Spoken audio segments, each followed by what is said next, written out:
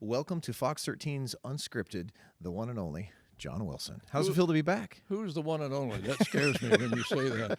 It I have to does. look in the mirror. Oh, I recognize the guy in the mirror. You do. But you've been working hard. We hear, we see. You put your thoughts down in a book. This is something you've always wanted to do, I know. You know, it took me a long time to even start to think about writing a book. And then when I wrote the book and had some critics look at it, one of the critics said, "You know, John, that's a very good book, but where is you? Well, you didn't put yourself in the book." And then it occurred to me, when we're working, we're the third person. We're not I and me. That doesn't work. Your generation was not trained to have an opinion, unfortunately, like so many, unfortunately, journalists are today. You know, that's true. Your career, I thought, was really interesting, kind of took a very interesting path early on because not many people can say they got advice from the one and only Edward R. Murrow.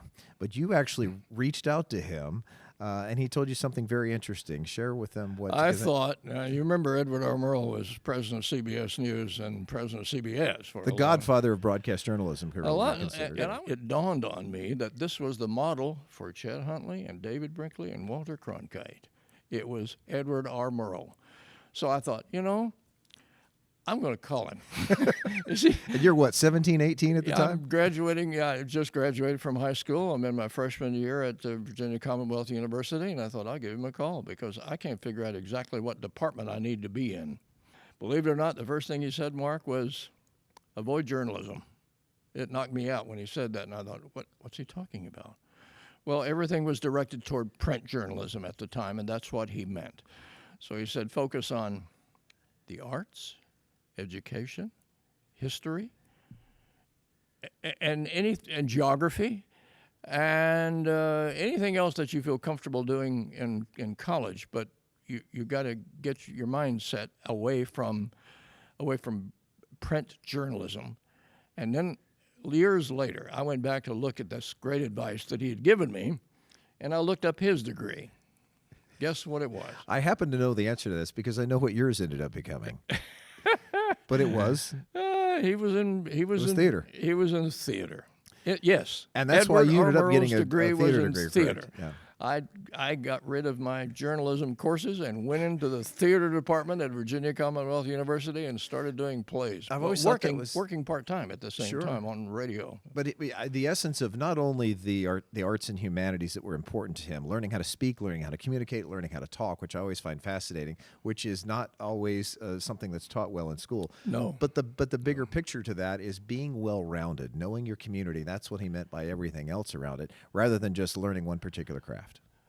That point, Mark, is exactly what Edward R. Murrow was trying to tell me. He says, you've got to learn much more about the world than journalism will teach you. Journalism will teach you to some degree how to write, but it won't teach you the world. You've got to study the world. You've got to understand what all of these people, how they're different, how these countries are different, and you're going to be traveling to some of them. And he was right about that. I went to a whole bunch of them, as you know.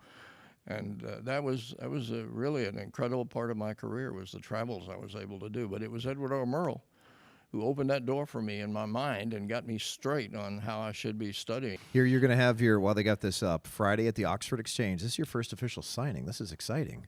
Signed the book? Yes, that's what I hear. Fox 13's Kelly Ring is going to host, former Fox 13 news anchor as well. And for those of you who can't make it, you've got the book on Amazon, and then you've even signed some copies for the WilsonFamilyFoundation.org, where people can order there. Thank you.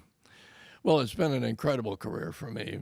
From the drummer in the high school band to drum major, second time arounders band, right, in St. Petersburg.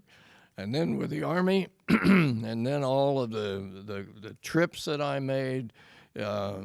Tuned in means being part of you, your brothers, and your children, and our families, because this is all really about relating to each other and helping each other and encouraging each other, because we all have things to do and a short time to do it. And that artistic influence that even goes back to you were a musician thanks to your mom early on. That's and correct. Then Edward R. Murrow said, get involved in the arts. that's the other neat arc that I find fascinating with Yeah, the my whole mother tune. played Different piano. kind of tune. If my mother hadn't played piano, I don't know what would have happened to me. For sure. Thank you for coming by. I don't know why I'm shaking your What's hand. your name 'cause again? Thank you. Thank you so much. This has been a real treat. I appreciate you guys. We'll have some more about that.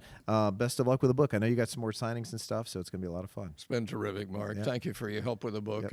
and for being my son. Yep. Thank you for watching.